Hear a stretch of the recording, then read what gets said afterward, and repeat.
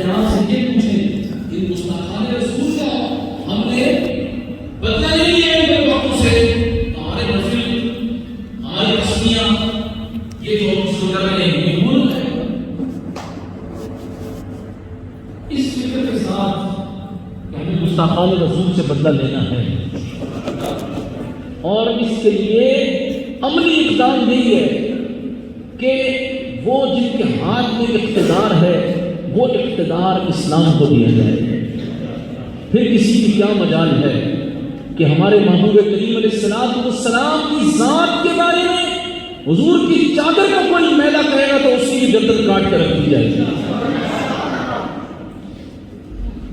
جب رسول اللہ کا دین حاکم ہوگا کسی کی مجال نہیں ہوگی کہ وہ مدینے کی مٹی کو بھی کچھ کہہ سکے.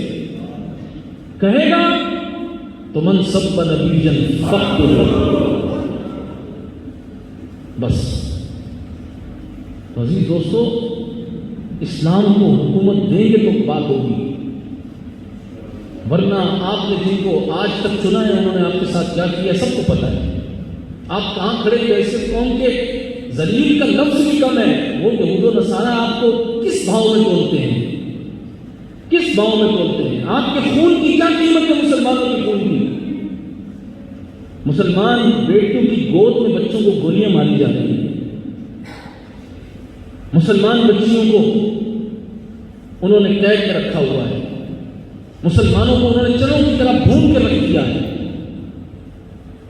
آپ کے خون کی قیمت اس وقت کائنات میں سب سے سستی چیز مسلمان کا خون ہے. اس کی وجہ یہی ہے کہ حکومت ان کے ہاتھ میں ہے جو غیرت سے دور ہے، غیرت سے خالی ہے. معیشت بچانے کے چکر میں آج معیشت کہاں کھڑی ہے؟ کہتے ہیں پاکستان کا جو اسٹیٹ بینک ہے وہ بھی انہوں نے ورلڈ بینک کو فروخت کر دیا ہے، IMF کو فروخت کر دیا ہے. FATF کی شرائط ماننے میں اب ان کو مسجدوں سے فکر تھی وہ یہ پوری کرنے کے لیے نکلے ہیں. اب مسجدوں کے اسپیکر بند کرو، مسجدوں میں فاصلہ کرو. رسول اللہ نے جو فرمایا اس کے مطابق نماز پڑھنی ہے، ان کے مطابق نماز پڑھنی ہے. آپ سے پوچھ رہا ہوں، جو رسول اللہ نے فرمایا نماز اس کے مطابق پڑھنی ہے، ان کے مطابق پڑھنی ہے؟ سارے نہیں بول رہے آپ. جو حضور نے فرمایا اس کے مطابق نماز پڑھنی ہے. ٹھیک ہے، اس بار کوئی فاصلہ نہیں ہوگا. بالکل مرتے تو مر جائیں، مسجد میں مرنے کا کیا مسئلہ ہے؟ مریں گے نا، مر جائیں گے. مرنا تو ہے، آج کی رات موت لکھی جاتی ہے. اگر یہ بندہ مسجد میں مرے گا تو اس سے بہتر اور کیا ہے؟ ایک رکعت میں سارے مر جائیں، دوسری رکعت میں بھی سارے مر جائیں، ہر نماز میں سارے مر جائیں، مر جائیں اللہ کے گھر میں، کوئی بات نہیں. لیکن حکم وہی جو رسول اللہ کا ہے.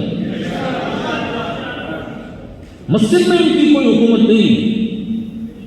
بازار تم نے بند کرنے ہیں، جو تم نے مسلمانوں کو تکلیفیں دینی ہیں وہ تو دینی ہے، کیونکہ تم ہو مسلمانوں کے دشمن. لوگ ترس کر رہ جاتے ہیں روٹیوں کے لیے ان دنوں کے اندر، لیکن یہ بدبخت کسی صورت راضی نہیں ہوتے. تو اس لیے عزیز دوستو میں آپ سے گزارش کروں گا، جہاں آج اپنے لیے آپ دعائیں مانگیں گے کہ یار میری بخشش ہو جائے، میرے ماں باپ کی بخشش ہو جائے، آپ ڈاکٹر عافیہ صدیقی کے لیے بھی دعا کیجیے گا کہ وہ 88 سال کے لیے مسلمانوں کی بیٹی جیل میں قید ہے. اس کی شب برات کیسے گزر رہی ہے؟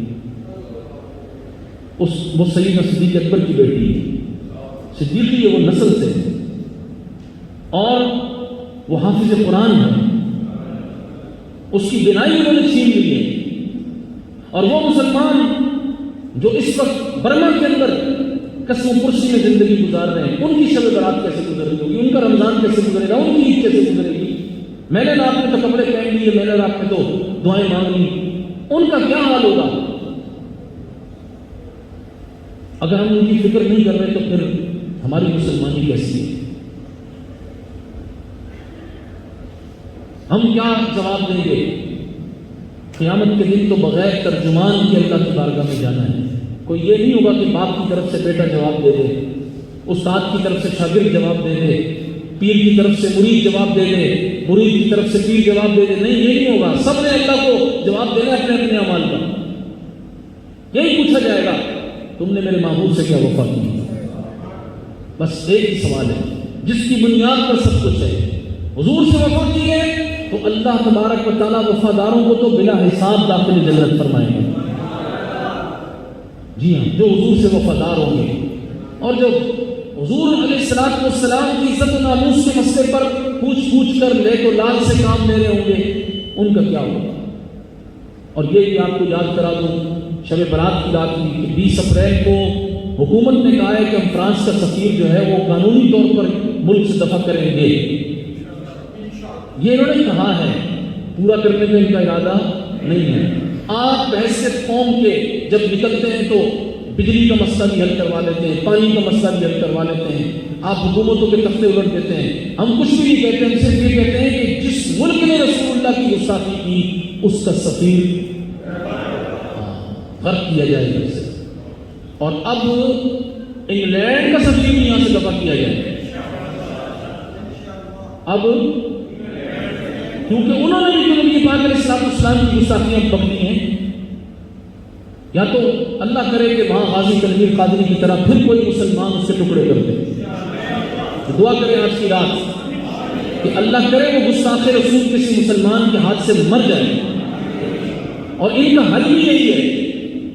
کافر ہمیشہ موت سے ڈرتا ہے، مومن موت کو سینے لگاتا ہے، مومن موت کو، اور حضور کے نام پہ موت آئے، سبحان اللہ، موت تو ہے ہی وہ تو زندگی ہے، جسے مرنا نہیں آیا اسے جینا، حضور کے نام پہ جسے مرنا آیا اسی کو جینا آیا، ورنہ کوئی زندگی نہیں۔ تو انشاءاللہ ہم اپنے نبی سے وفا کے لیے شب برات منا رہے ہیں، رمضان بھی حضور کے لیے ہے، اور حضور نبی پاک علیہ السلام کی عزت و ناموس کے لیے ہماری پوری زندگی ہے۔